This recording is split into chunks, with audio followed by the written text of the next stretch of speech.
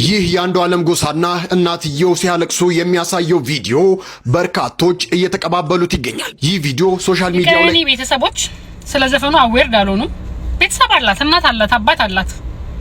እነሱን ሳያስፈቅድ ኦኬ በልጃቸው ሞት ፕሮፊት ሲያደርግ የሷ አማካ ይቅርታልኩኝ ከዛውጭሽ እንትን የለኝም። እኔ ሁሉ ነገር ትቻውን በሻልኩት መጠን ጸበል ላይ ነው የሰነበትኩት። ሶሻል ሚዲያ ላይ አውጥቼ ሽምግልና ልክ ያለው ይቅርታ ጠይቄያለሁ ብዬ ለማንም ለማብራራት ግዴታ ያለብኝ አይመስለኝም። በደቡብ አፍሪካ ከ300 በላይ የኢትዮጵያን ሱቆች ፈረሱ። አሁንም እየተወናችሁ ድራማ ነው። የበደልነው ሰው የለም ብላችሁ ነው የምታስቡት? ናሽ ብሬ መልስልኝ። እኔ አንዷ ተበዳይ ነኝ። ብሬ መልስልኝ። ሰላም የሀገሬ ልጆች እንዴት ናችሁ? ዛሬም እንደተለመደው ከሶሻል ሚዲያ አነጋጋሪና ወቅታዊ የሆኑ ቪዲዮዎችን ይዤላችሁ ቀርብ ያለው። ለዚህ ቻናል አዲስ ከሆናችሁ ላይክ፣ ሰብስክራይብ በማድረግ ይህን ፋሚሊ ተቀላቀሉ። በነገራችን ላይ ቤተሰብ ይሄ ቁም ነገር የምናወራበት ቻናል ነው። ሌላ ቻናል አለኝ ሉና ኢንተርቴንመንት የሚል ማለት ነው። እዛ ቻናል ላይ ሳቅና ጨዋታ የምናበዛበት ቻናል ነው። እሱንም ሰብስክራይብ እንድታረጉልኝ እጠይቃችኋለሁ። ሐሳብ አስተያየቶቻችሁን ኮሜንት ሴክሽን ላይ ጻፉልኝ።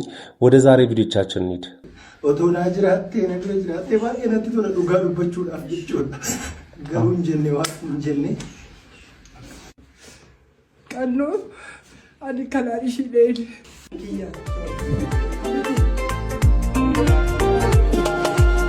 ዋኤ ጅሬኛ ኮ ልብሱዳን ደበርሴ ገሬ በሬዳ ሲወችን ገረርሴ አብጁ ቀብና ቦሪ ከራ በጋዴምና ነላቢስ ላብተ ኮፋ ኮናፍገማ። በዚህ ሰዓት ቲክቶክ ላይ የአንዱዓለም ጎሳ ቪዲዮ በጣም እየተንቀሳቀሰ እየተዘዋወረ መነጋገሪያም እየሆነ ይገኛል። እስኪ ይሄ ቪዲዮ የመቼ ነው የሚል አንድ ልጅ መልስ ይዞ መጥቷል እና እሱን ቪዲዮ ላሳያችሁ። ይህ የአንዱዓለም ጎሳና እናትየው ሲያለቅሱ የሚያሳየው ቪዲዮ በርካቶች እየተቀባበሉት ይገኛል። ይህ ቪዲዮ ሶሻል ሚዲያው ላይ ከተለቀቀ በኋላ በርካቶች እየተነጋገሩበትም ይገኛል። ቪዲዮውን እስከ መጨረሻው እዩትና ቪዲዮ መቼ ነው የተቀረጸው የሚለውን መጨረሻ ላይ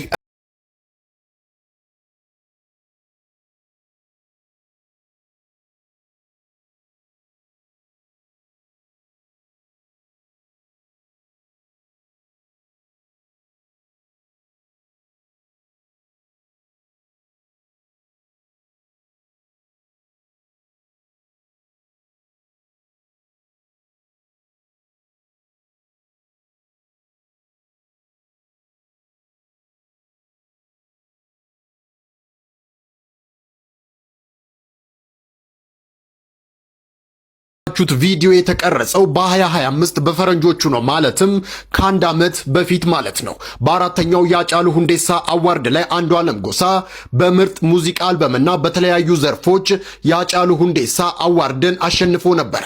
ታዲያ ካሸነፈ በኋላ በማኔጀሩና በጓደኞቹ በኩል እቤት ይዘውለት ሲሄዱ ይሄ ቪዲዮ ተቀርጾ ነበር። ታዲያ ይህ ቪዲዮ የሚያሳየው ያኔ ጓደኞቹና ማኔጀሩ ሽልማቱን ይዘውለት ሲሄዱ የነበረው ሪአክሽን የሚያሳይ ቪዲዮ ነው።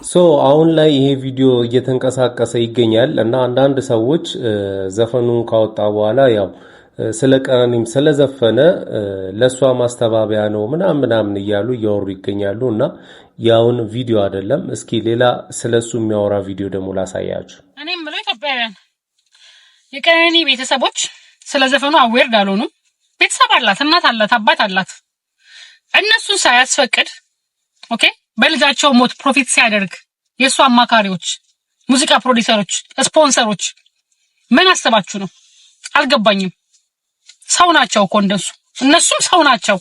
they deserve justice ሲሆን ማለት ነው።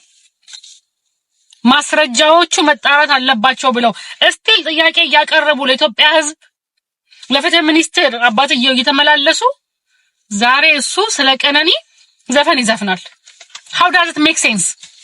ሲቀጥል ቤተሰቦቿ እኮ ገና ተሰብረዋል እኮ ገና ግሪቭ አድርጎ እኮ አልወጣላቸው። በሷ ሞት ጎሎባቸዋል፣ ብዙ ነገር ጎሎባቸዋል። ጧሪ ቀባሪያቸውን አጥተዋል። ለሷ ቤተሰቦችስ አስባችኋል? ምንድነው የሚሰማቸው በዚህ ዘፈን? ይሄ ዘፈን በየትኛው ወይ ነው ቀነኒ ፕሮፊት የሚያደርገው? እስከመጣ ብሎ የሚዘፍንላት ሰማይ ቤት ሄዶ ይዘፍንላት ሲጀመር አሰማው ሽክና ሄርም በህይወት እያለች እየደበደበ ቺት እያደረገ ያኖራት ሰው ዛሬ ዘፈን የሚዘፍንላት እናንተ በየትኛው በኩል ኮርኮራችሁ ነው እያዘናችሁ የምትዘፍኑት? በህይወት እያለች እኮ አልኖረችም። በቁማ እኮ ነው የገደላት። እና ዛሬ እናቷም በቁማ ትሰበር እናትየው ከሞተችው በላይ ድጋሚ ኦኬ እናትየውን ምን እንርዳል? 2-3 ሞት የሚያስብና ተው የሚል ሽማግሌ ግን እንዴት ነው በሀገር ውስጥ የሌለው? እናቶች እንዴት ነው የሌሉት? መካሪ እንዴት ነው የሌለው? በቀነኒ ሞት እኮ ባንድም በሌላም እኮ ተጠያቂ እኮ ነው። ባንድም በሌላም ከመደብደብ ቺት ከማድረግ በላይ ዲፕሬሽን ውስጥ ነበረች ብሏል አይደል እንዴ መጽሐፉ? እሱ ጋር እኮ ነው ልታሞት ነው የኖረችው። በምን እንዴት ወዴት ለምን ኦኬ ሚንከበከበት ከሆነ ለምን ዲፕረስ ሆነች? ይሄን ሁላ ሳትመልሱ እናንተ የኦሮሞ አርት ጥበብ አሳዝኗችሁ ነው አሳስባችሁ ነው? የአንዱ ዓለም መስፈን በምን ዌይ ነው እናንተ ፕሮፊት የሚያደርገው? ህይወታችሁን ይቀይራል? የታሪክ ጥላሸትና አሻራ ለመዝራት የተወሰኑ ግሩፖች በጣም በቃ በማን አለብኝነት በቃ የኔኔው ግዚያው ብላችሁ እየሰራችሁ ነው ያላችሁት። ልንገራችሁ አንድ ነገር እንደነ ታደሰ ብሩ እንደነ አብዲሳ ጋር ታሪክ እንደተጻፈው አንዱ ዓለምን ጎሳ አይዞ ብላችሁ ጎሳ ውስጥ ከታችሁ ገንዱማ ውስጥ ከታችሁ ዛሬ ያመጣችሁትን ሰው እንዲዘፍን ያረጋችሁት በቀነኒ እናት አባት እንባ ላይ እየዘፈነ ያለው ሰውዬ ትላንት አቢዘር ነው፣ ደብዳቢ ነው፣ ቺተር ነው፣ ባለጌ ነው። ለህዝብ ምሳሌ የሚሆን የሚችል አይነት ሰው አይደለም ሲጀመር። ሲቀጥል ደግሞ ለታሪክ ማህደር ነው የሚጻፍለት። ኦኬ እንደነዛ ጀግኖቻችን እንደተጻፈው እንደ ጀግና ስለጻፈው ስለ ቺተር ሲጻፍ መጀመሪያ ግንባር ቀደም አንዱ ዓለም ነው የሚባለው። ደብዳቢ አንዱ ዓለም ደብዳቢ አርቲስት ቺተር አርቲስት እየተባለ ስምህ በታሪክ መዝገብ እንዲጻፍ ነው በጣም ያንቀለቀለ። ካንተ የተሻለ ዕውቀት ያለው አማካሪ ቢኖር ኖሮ አርፈ ተቀመጥ ወይ ሱባኤ ትገባ ነበር። ወር የተሻለውን ማስረጃ አምጥተ ሳይደባበቅ ስምን ክሊር ታረግ ነበር። ግን you choose this ከህዝብ ጋር አይደለም። አንተ ባንክና ታንክ የያዘው መንግስት እንኳን አይጣላም። ኦኬ አይጣላም፣ ከህዝብ ጋር አይጣላም። ያውቃል መጨረሻው ምን እንደሆነ። ለማንኛውም ህዝብ ጋር በደንብ ስምን እየጻፍክ ነው። ጻፍ በደንብ ህዝብ በደንብ ያውቃል። ማስረጃዎቹን ደግሞ እናንተ የደባበቃችሁት በጊዜ በስልጣን በብር የደበቃችሁት ማስረጃ ነገ ይወጣል። እመነኝ ከህዝብ የሚደበቅ ነገር የለም። አይደለም በቴክኖሎጂ ዘመን በዚህ ዘመን ቀርቶ ባለፉትም ዘመናት ማስረጃ አልተደበቀም። ኦኬ ይኖራል፣ ይመጣል። የጊዜ ጉዳይ ነው። ያኔ አንተ አይደለህም የአካባቢ ሰውም እህት ቤተሰቦችህም የሚያቆም ሰዎች የሚያፍሩበት ቀን ይመጣል። ማርክ ማይ ወርድ። እሺ ልጅቷ ባነሳቸው ሐሳብ ላይ እኔ ምን አይነት አስተያየት አለ ይመስላችሁ?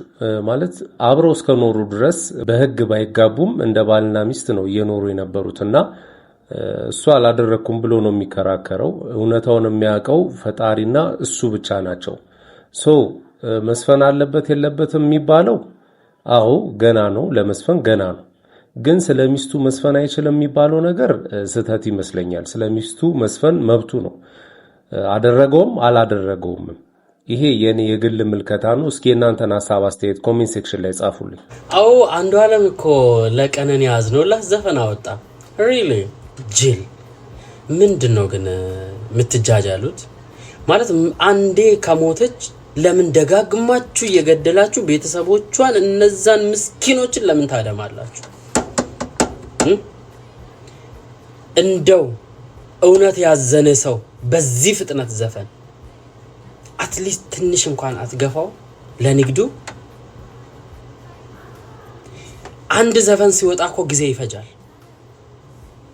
ግጥም ይጻፋል፣ ዜማ ይፈለግለታል፣ የቪዲዮ ቦታ ይመረጣል፣ ሞዴል ይመረጥለታል ለዛ ዘፈን። ይህንን ሁሉ ፕሮሰስ አልፎ ነው ትንሽ እንኳን የቆያችሁት። እሱ ይዟችሁ ነው እንጂ በማግስቱ ነበር የምትጨፍረው አንተ። ጊዜ ፈለገ። አንተው በነገርከን ነው የፈረድንብ። ዲፕሬሽን ውስጥ ስትገባ ነበር፣ ስትጨናነቅ ነበር አልክ። ኦፍ ኮርስ ተደበድባታለህ፣ መንጋጭላውን ታወልቅላታለህ በየቀኑ መሄጃ የላትም ብለህ ስትጫወትባት ነበር። ራስን የነገርከን። ሁለተኛ እንደው ራሷን ብታጠፋ እንኳን አንተ አልገደልክም ብንል ስቲል ተጠያቂ ነህ።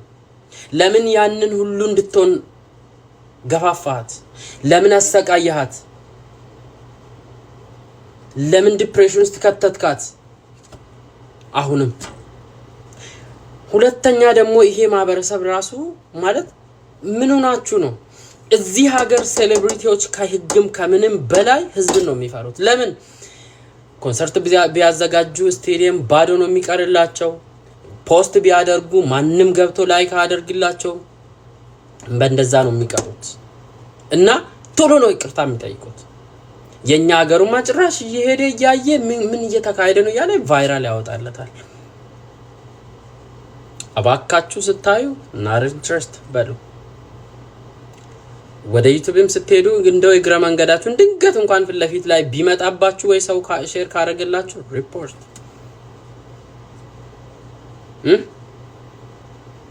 የዚች ንጹህ ልጅ ደም ሁሌም ይጮሃል። ሐቋን አውጡ። አንተ አሉ ደግሞ ጅሎች ኦሮሞ ስለሆነ እኮ ነው እንደዚህ ምናምን የምትሆኑ። እኔም ኦሮሞ ነኝ፣ ቀነኒም ኦሮሞ ነች፣ እሱም ኦሮሞ ነው። የኦሮሞን ጦስ ጥንቡሳ ሱሰዱ። ኦሮሞ እንደናንተ አይነት ገዳይን ሰፖርት የሚያደርግ ኦሮሞ እንደናንተ አይነት ሐቅን የሚያዛንፍ የለው። አይ ውርደት ካሜራ አለኮ።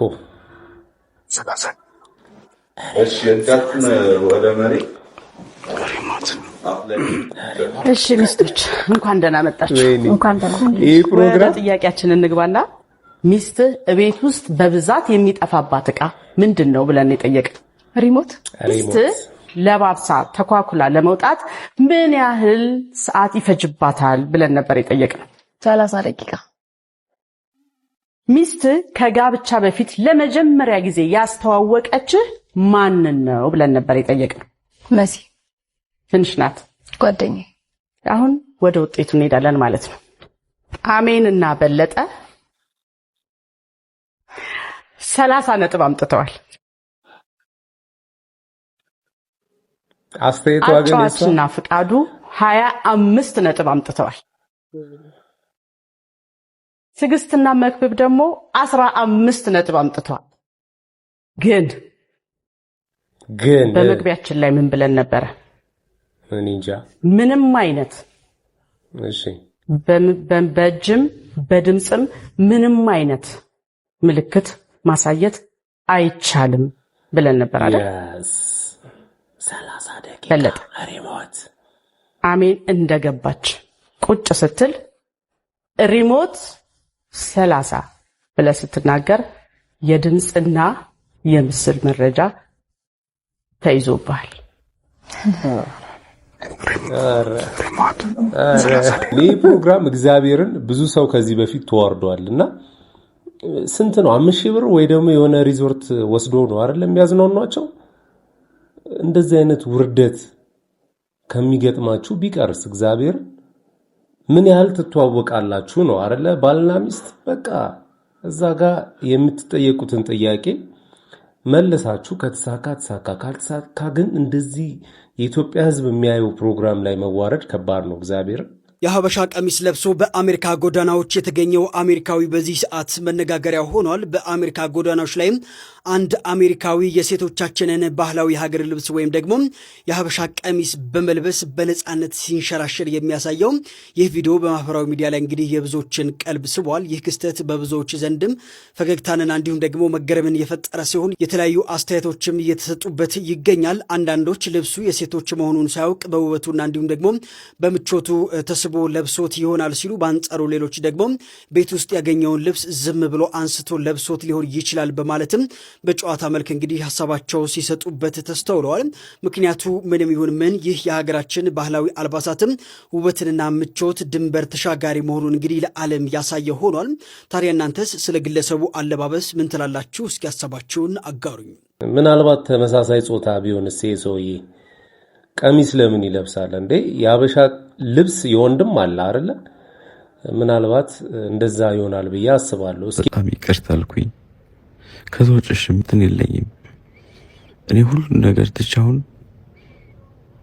በቻልኩት መጠን ጸበል ላይ የሰነበትኩት ጸበል እየተጠመኩ ነው ወደ እግዚአብሔር የቀረብኩ ነውና ፕሊስ በቃ ራሴን አጥፍቼ ፈጣሪ ጋር አታጣይ። ቤተሰቦቼ ሁሉም ሰው በዙሪያ ያለው በእኔ ምክንያት አይጎዳ። አንቺም ቤተሰብ አለሽ፣ ልጅ አለሽ።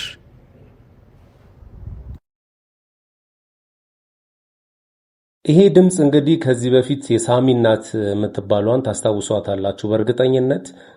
አንድ ታዋቂ ዝነኛ ሰው ሊደፍረኝ ሞክሯል፣ በልጅም እያስፈራራኝ ነው ምናምን ብላ ስታወራ ነበርና አሁን ያ ነገር ከተሰራጨ በኋላ ቴሌግራም ይመስለኛል ይሄ ነገር ወይ ዋትስአፕ ወይ ቴሌግራም ነው።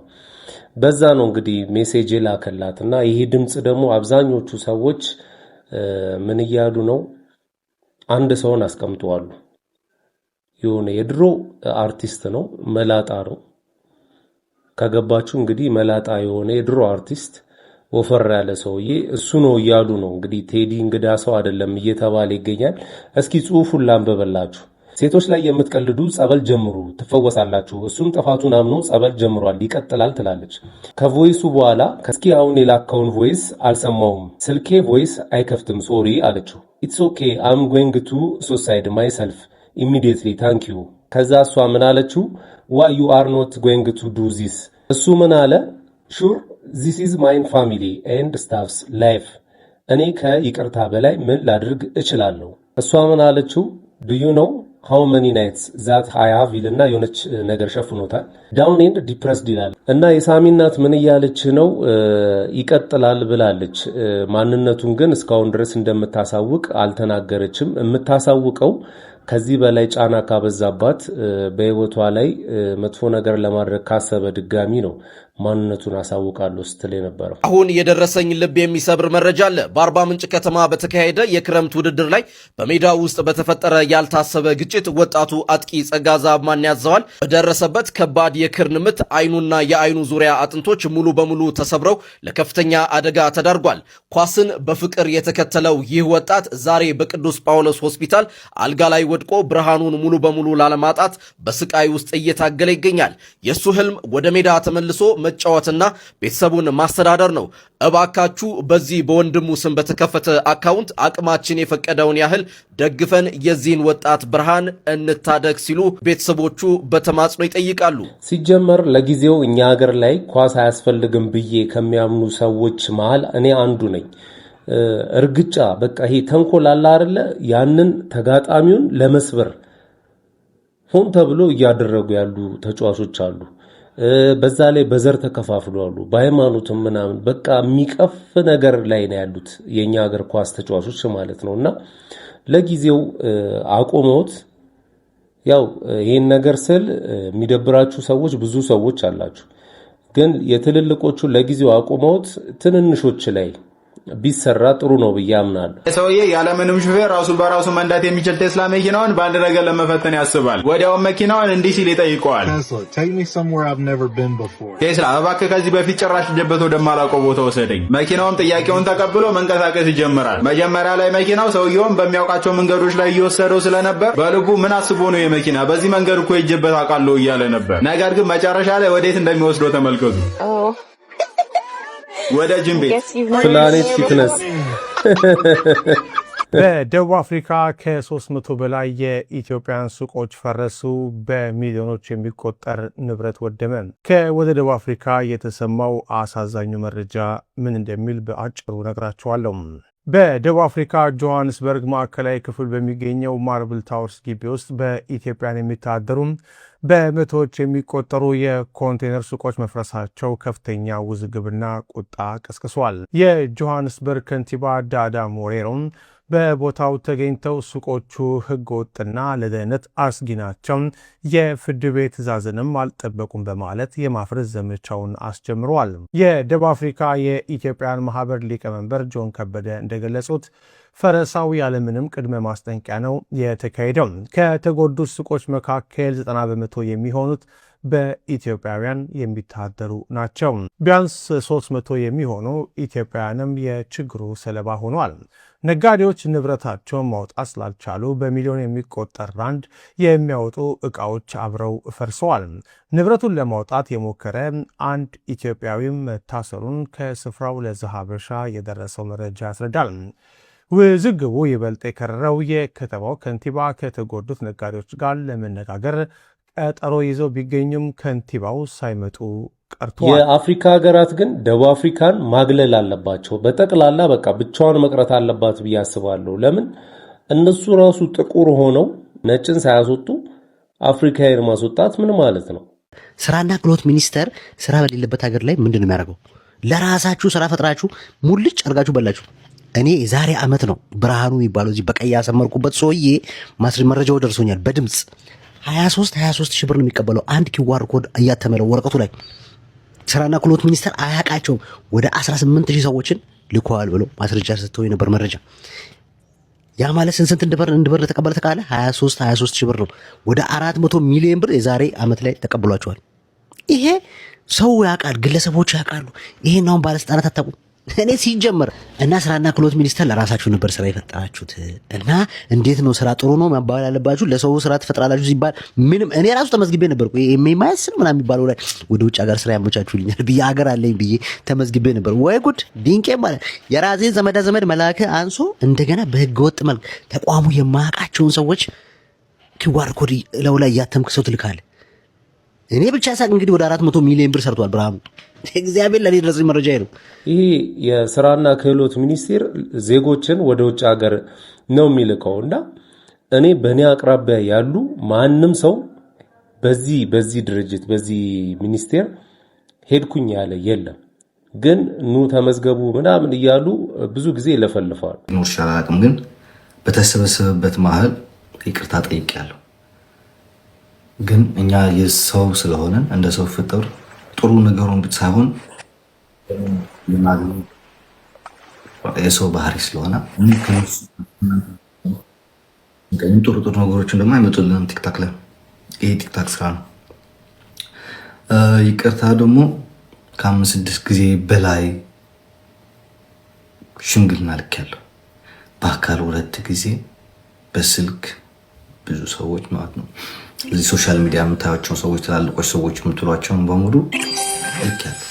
ይሄ ግን እናንተ ስለማይመጠናችሁ ስለማያገባችሁም ነው ሶሻል ሚዲያ ላይ አውጥቼ ሽምግልና ልኬያለሁ ይቅርታ ጠይቄያለሁ ብዬ ለማንም ለማብራራት ግዴታ ያለብኝ አይመስለኝም። እንደ ሰው ሆነን ካሰብን ተመልሶላችኋል ብዬ እገምታለሁ። ይቅርታ በህዝብ መሀል ጠይቄያለሁ። አንዳንድ ቪዲዮዎች እየወጡ ነው። ሽምግልናም ከ5-6 ጊዜ በላይ ልኬያለሁ በአካልና በስልክ። የመጀመሪያው ጥያቄ ጨርሰናል። የዴዚ ፍቅረኛ አሞራ ሰማይ ወይ ደግሞ አሌክስ ትላንትና መጥቶ ለጥያቄዎች መልስ ሰጥቷል እና ብዙ ጥያቄዎች ሲመልስ ነበረ። ያው ተዘጋጅቶበት ጽፎ ነበር የመጣው። ግን እኔ አንዱ መልስ በጣም አስገርሞኛል። ዮኒ ማኛ ከዚህ በፊት አንተ ልጅ ነህ ገና ብዙ መማር ይቀራል ወጠጥ እያልክ ነው ምናምን ብሎ ስለሱ ሲያወራ ነበርና ምን አለው?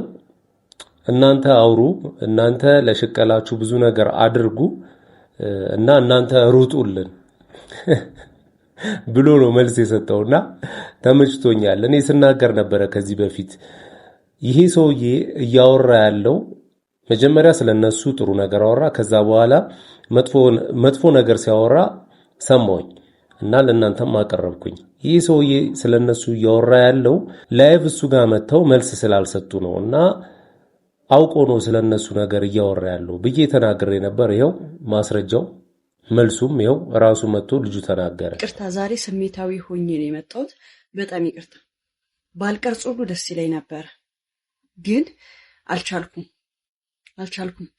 እዚህ ላይ ቃለመጠይቅ ሲደረግላቸው የፊንቴክ አምባሳደሮች ሰለሞን ቦጋለ፣ ዳንኤል ነው ማን የምትባል እውነታችሁን ነው? በሙሉ አፍክ ነው እንደዛ? እስቲ ፈጣሪ ካለ እኛ በህግ ጥላ ስር ነን አለ። እኛ በህግ ጥላ ስር ነን፣ ግን ፈጣሪ ካለ እውነት ይፈርዳል አለ። እኔ ህዝብ ማጭበረበር አይደለሁም አለ። ዳንኤልም ተነሳክና ዛሬም ድረስ እንደ ባለሙያ ከጠየከኝ መኪና ያለመጣ ድርጅት ቢኖር ከተማመንኩበት እንደሚያመጣ ፕሮሞሽን ሰራለሁ አልክ እንዴ? አሁንም እየተወናችሁ ድራማ ነው። የበደልነው ሰው የለም ብላችሁ ነው የምታስቡት? ና እሺ ብሬ መልስልኝ። እኔ አንዷ ተበዳይ ነኝ። ብሬ መልስልኝ። እሺ ብሬን አሰጠኝ። አልበደልክም አይደል? አልሰራህም አይደል? አምነህበታል አይደል? ካመንክበት የት አለ? 2 ዓመት ሙሉ ገንዘባችን ተበልቷል። የለም ከተማመንክበት እሺ ወይ መኪናውን አሰጠኝ ወይ ብሬን አስመልስልኝ። እንዴ ፈጣሪን ስም ስትጠሩ ትንሽ አታፍሩም? እንደውም እኮ በቃ ጊዜ ይፍታው ብለን እኔ በበኩሌ በግሌ ብጠይቀኝ ጊዜ ይፍታው በቃ ህግ የያዘው ጉዳይ ነው ጊዜ ይፍታው የጊዜ ጉዳይ ብዬ ዝም ብዬ ተቀምጬ ትቼዋለሁ። የተውኩበት ምክንያት ደግሞ ምንም ነገር ስላጣው ነው። በህግም በምንም በእያንዳንዱ ነገር እዛ ድርጅት ላይ አንድ ሚያዝ እንኳን እዚህ ግባ የሚባል ንብረት ስላጣው ነው ቁጭ ብዬ ተቀመጥኩት። ገንዘቤ ግን ተበልቷል። ላቤ ግን እዛ እናንተ ጋር ነው ያለው። ከዛስ አሁን መታችሁ የምትናገሩት እውነት የፈጣሪን ስም እናንታችሁ የምትጠሩት? የብዙ ሰው ህይወት በእናንተ ምክንያት ብዙ ህይወት እኮ አጥቷል። ብዙ ሰው ራሳቸውን ያጠፉ ትዳራቸውን የበተኑ ስንቶች እኮ አሉ እንዴ። እኔ በእናንተ ምክንያት እዛ ብሬ በመበላቱ ምክንያት ይሄ አሁንም ድረስ ደረታችሁን ነፍታችሁ የምታወሩበት ድርጅት ብሬን በመያዙ ምክንያት ብዙ ህይወት ተመሰቃቅሏል። ብዙ ነገር የለፋውበትን የደከምኩበትን ነገር ብዙ ነገር አጥቻለሁ በእናንተ ምክንያት። እንደ አዲስ ነው እየጀመርኩ ያለሁት። ከሞራል መሰበር በላይ አሁን ወጣን ከገንዘባችን ከማጣታችን መፍትሄ ካለማግኘታችን በበለጠ ደግሞ ወጣችሁ እናንተ እዚህ ጋር የምትናገሩት የበለጠ ያሳመማል። እውነት ነው ፈጣሪ አለ ብለክ የለ ፈጣሪ ይፍረድና አንተ እኔ እስከዛሬ እግዚአብሔርን እርግማንም ከሆነ በቤትክ ይግባ። እኔ የሌላውን ተው ይሄ ህይወቱን ያጠፋው ምናም ሳይለው አይመለከተኝም። እኔ አንዷ ተበዳይ ስለሆንኩ እኔ ላይ የሆነው ነገር በሙሉ ግን ባንተ ደጅ ይግባ። በነገራችን ላይ እነዚህ ሰዎች ቢያምኑ የተሻለ ይሆናል ብዬ አስባለሁ። ለምን መሰላችሁ እንደዛ ያልኩት? ፍርድ ቤት በመተከራከሩበት ሰዓት አምናችሁ ጥፋቱን እንዳመናችሁ ከታወቀ መጨረሻ ላይ ያው ፍርድ ላይ የሚቀንስ ነገር አለው። ግን እነዚህ ሰዎች አላጠፋንም እያሉ እየተከራከሩ ነው። ለማጥፋታቸው ደግሞ ምስክር ምንድነው? ይሄ ድርጅት ፊንቴክ መኪና አምጥቻ አስረክባለሁ አለ አይደል? አምጥቶ አላስረከበም። ሲቀጥል ደግሞ ባንክ ውስጥ ያለው 1 ሚሊዮን ነው የተባለው። እንደዛ ነው። እሺ ገንዘቡ ይታል። ከዚህ በላይ ምን ይሆን? ምን ያጥፋ? ማለት ምንም ማስረጃ እኮ አያስፈልግም ሌላ ቦታ። በቃ ይሄንን ብቻ በማየት ማመን መቻል አለባቸው።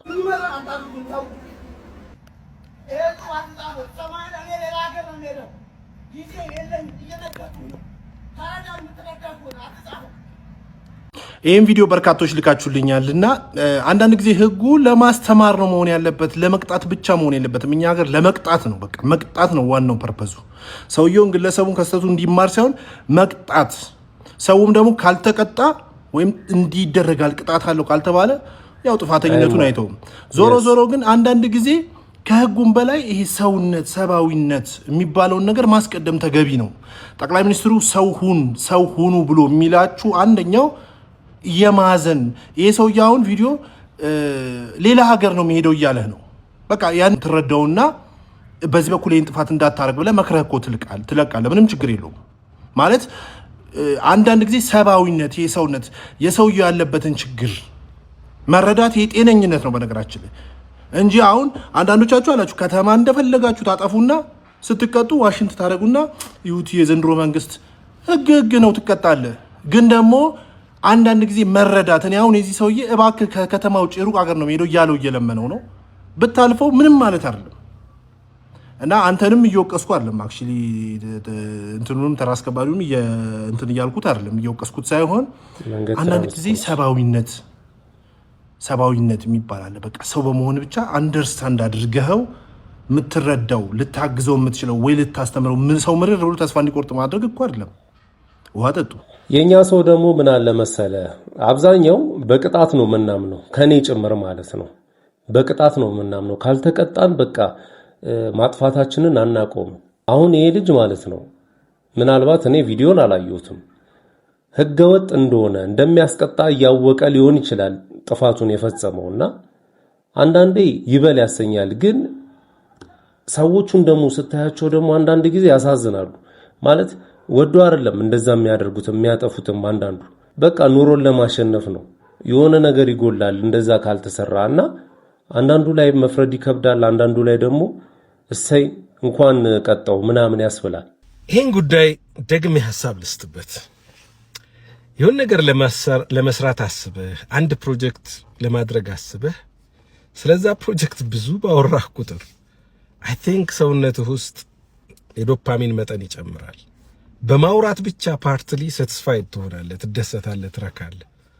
በዛ ይመጣ ትግበራው ላይ ወደኋላ ትላለህ ይሄ ከህይወቴ ነው ማካፍልህ አንድ ነገር ለመስራት ስታስብ ማወቅ ሐሳብ ያዳብሩልኛል የምትላቸው ጥቂት ሰዎችን ከማማከር በዘለለ ለበርካታ ሰዎች ካወራህ በወሬ ደረጃ satisfied ትሆንና ወደ መተግበሩ ወደ ኋላ ትቀራለህ ብዙ ያወሩ ሰዎች ተግባር ላይ ወደ ኋላ ነው የሚሆኑት ለጥቂት ሰው አውርተው ግን ስራው ላይ ፎከስ የሚያደርጉ ሰዎች ደግሞ ተግባር ላይ ከፍ ያሉ ነው ማለት ዛሬ ላይ ከሐሳብና ከእቅድ በላይ ኤክስኪዩሽን ትልቅ ቦታ አለ የሆነ ነገር ስታስብ keep quiet consult for few people and execute thank you ሰይፉ ፋንታሁን እነዚህ ወጣቶች ያስታርቃል በሌላ በኩል ቴዲ አዋሳ ቤት ፖለቲከኞቻችንም ይነታረካሉ እነዚህ ሁለት ወጣቶች ተኳረፉ እንጂ አልተጣሉ በድለህኛል አስቀይመህኛል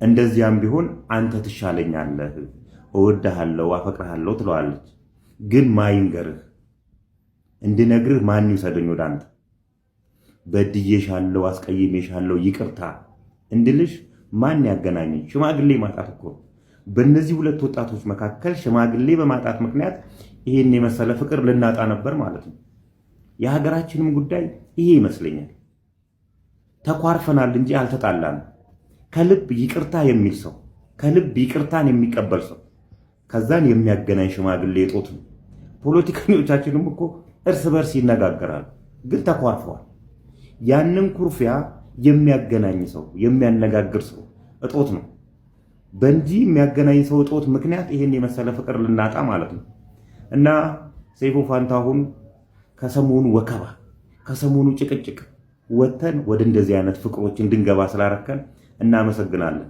እንደ አንተ አይነት ሰው ያብዛልን እውነት ለመናገር ሽማግሌ ያብዛልን ይቅርታ የሚል ሰው ያብዛልን አይከፈልበትም ይቅርታ በቃ ይቅርታ ከተባለ ከልብ ከሆነ ጥላቻን ያጠፋል መውደድን ፍቅርን ያመጣል የሚዋደዱ ሰዎች እንዳይራራቁ ያደርጋልና ስላረከው ነገር ሁሉ ምስጋና ይገባሃል ፖለቲከኞቻችንም ይሄንን ፕራክቲስ አርጉት ሽማግሌዎችም ሽማግሌ ሁኑ ከልብ ሽማግሌ የሰው መዋደድ የሚያረካችሁ የሰው መለያየት የሚቆጫችሁ ሽማግሌ ብትሆኑ ሀገራችንም እንደዚህ አይነት ፍቅር ይኖራልና ደግሜ ሰይፉ ፋንታሁን ስላረከው ነገር ክብር ይገባሃል ምስጋና ይገባሃል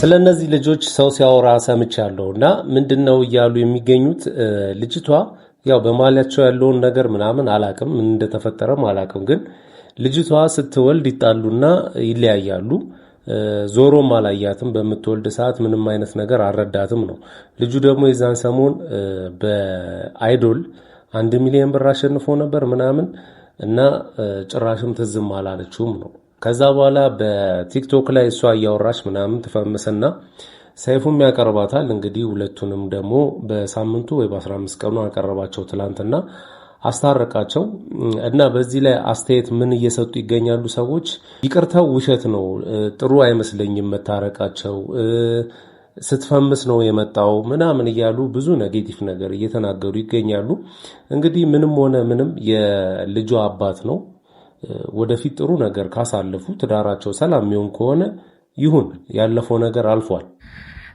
ሰላም እንዴት ናችሁ ደህና ናችሁ እኔ እግዚአብሔር ይመስገን ደህና ነኝ ለካሜራዬ በጣም ይቅርታ በጣም ሩቅ ነው አቀርቢው ነው ካሜራውን አስጠግቼው ነውና እኔ ያለሁት ካናዳ ነው። እኔ ተሳስቼ ነው ካናዳ ያልኩኝ ወይስ ስመጣ ሌላ ቦታ መንገድ ላይ ወርጄ ነው? እነዚህ በጎችና ፍየል ወይስ እኔን ተከትሎ መጥቶ ነው? ይሄው እዛ ጋር ደግሞ እዛ ጋር ጥግ ላይ ምን አለ? ፈረስ አለ። ፈረስ እዛ ጥግ ላይ ፈረስ አለ። እኔ ምንድነው የታገር ነኝ ያለሁት? የተሳሳተ ቦታ ነው ያለሁት ወይ? ጫካውን ይውልኝ ጋይስ፣ እኔ ካናዳ ነው ያለሁት ነገር ጣፎን ያለሽው እግዚአብሔርን አልቻልኩም ጋይስ። የት ሀገር ነው ያለሁት ንገሩኝ። ይሄ የት ነው ንገሩኝ። ይሄ ቦታ ብቻ ንገሩኝ። እኔ ካናዳ ብዬ ስንት አመት ጠብቄ ላፊቼበት የመጣሁበት ሀገር ነው። ይሄው እዚህ ጋር ፍየል አለ፣ እዚህ ጋር በጎች አሉ። ገጠር ውስጥ ገብተሽ ነው እናቴ። ለማንኛውም ማይ ፋሚሊ ለዛሬ አስኩላችሁ ቪዲዮ እንደኔ ይመስል ነበር። ቪዲዮ እንደወደዳችሁት ምንም ጥርጥር የለኝም።